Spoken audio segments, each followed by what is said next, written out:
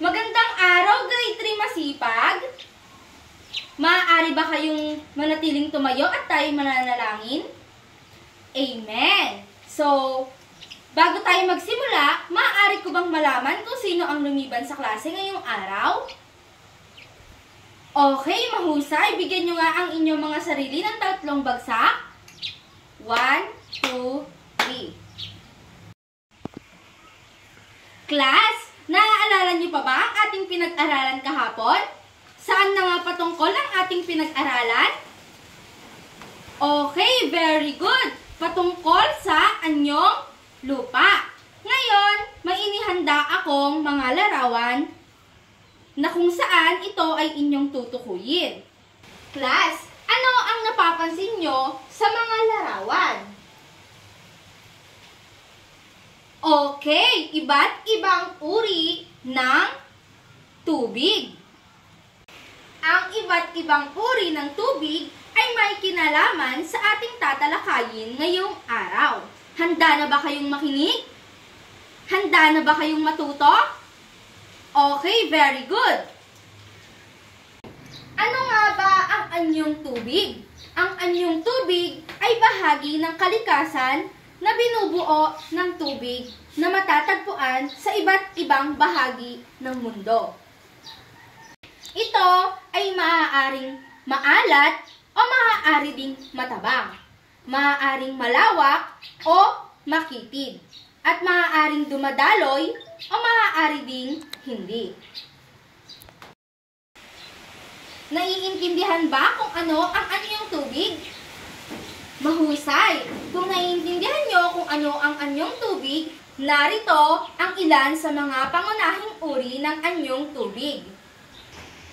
Una narito ay ang ilog. Ano nga ba ang ilog? Ang ilog ay mahaba at makipot na anyong tubig, na kung saan dumadaloy ito sa mataas patungo sa mababang lugar.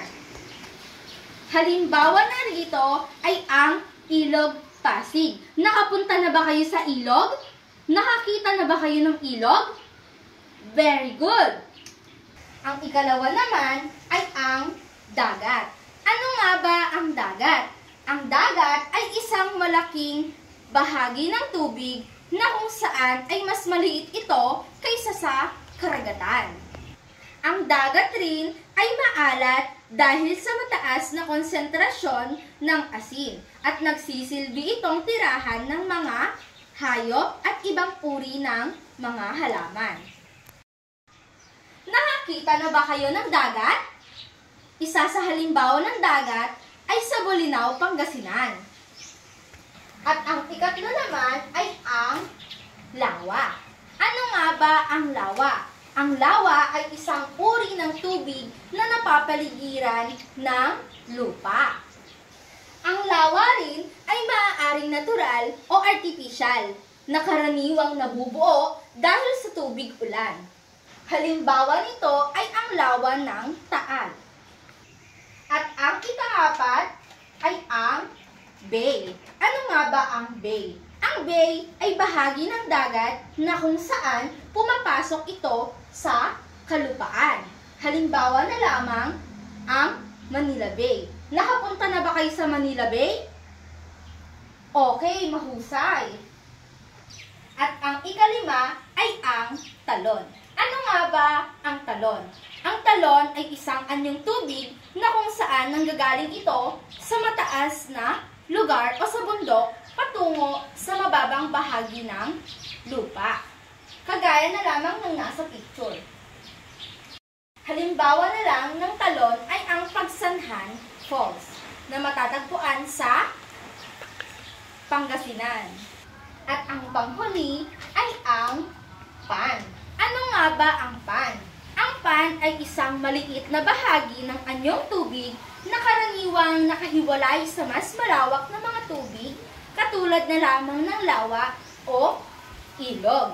Halimbawa ng pan ay sa Central Luzon State University na matatagpuan sa Muñoz, Nueva Ecija.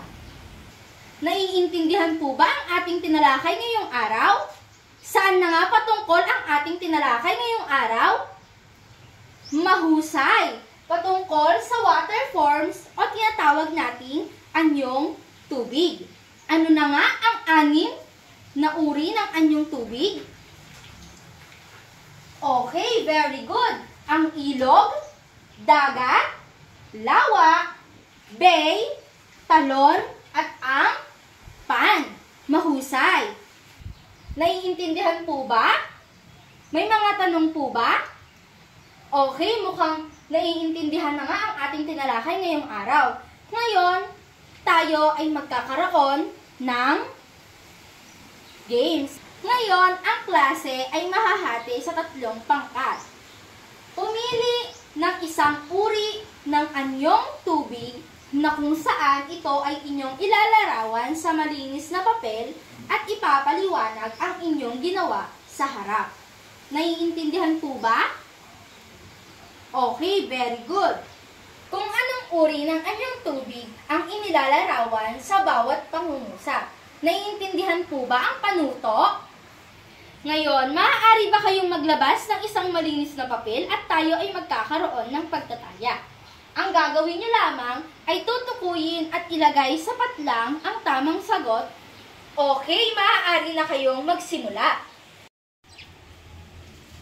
Para naman sa inyong takdang aralin, pumili ng paborito nyong isang lugar na kung saan ito ay isang uri ng anyong tubig. At ilagay ang paliwanag sa ibaba ng drawing kung bakit yun ang inyong napili. Naiintindihan po ba? Kung wala na kayong mga katanungan, maaari ba kayong magsitayo? Paalam, grade 3 masipag!